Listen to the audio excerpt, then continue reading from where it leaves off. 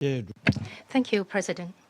First of all, China extends its deepest condolences to the victims of the massive earthquake in Colombia and expresses its sincere sympathies to the bereaved family and the injured. We're confident that under the leadership of their government, the Colombian people will surely join forces to overcome this disaster as soon as possible and rebuild their homes. China supports the convening of this emergency meeting of the Security Council, which is both timely and necessary. I thank Deputy Special Coordinator Alak Barov and Deputy Executive Director Suleiman for their briefings. China is deeply concerned about the recent escalation in the occupied Palestinian territory and is deeply distressed by increasing civilian casualties caused by the ongoing violence. Against the backdrop of increasing instability in the region, we must not allow the Palestinian issue be ignored or marginalized.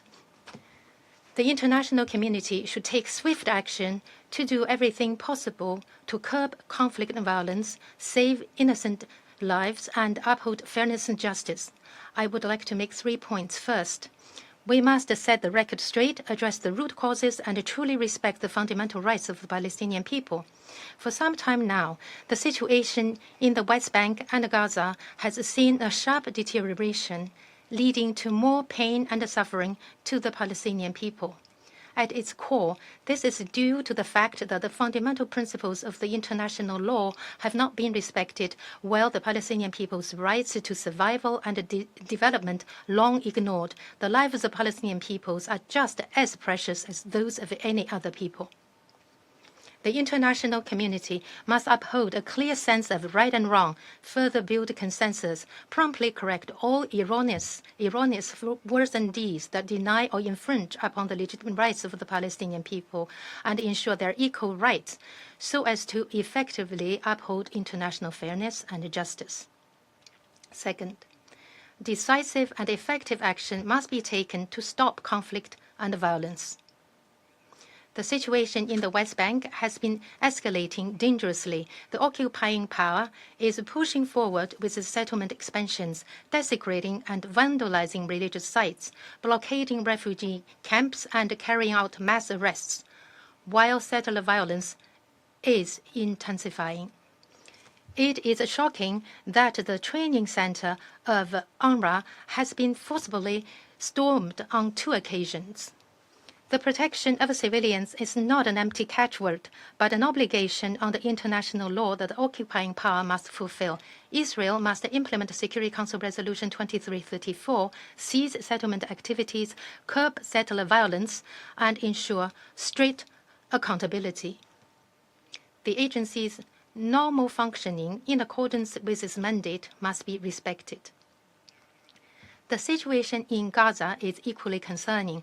Even after the announcement by the Board of Peace of progress on the second phase of the ceasefire, Israel has continued to refuse to halt its operations. It has now been more than 300 days since the signing of the ceasefire agreement, yet a lasting ceasefire has yet to be achieved. The current situation is not due to a lack of ceasefire proposal, but a lack of a political will to implement one. China calls on Israel and all relevant parties to implement fully and in good faith the Gaza ceasefire agreement and urges Israel to comply with international humanitarian law by lifting restrictions on the entry of humanitarian supplies. Countries that have significant influence over the parties should take concrete actions to de-escalate the situation. Third, we must stay the course and make every effort to revitalize the political prospect of the two-state solution. The two-state solution is the only viable path to resolving the Palestinian issue as recognized by the international community. Any hesitation, skepticism, or wavering is unacceptable. Both Gaza and the West Bank are integral parts of the state of Palestine.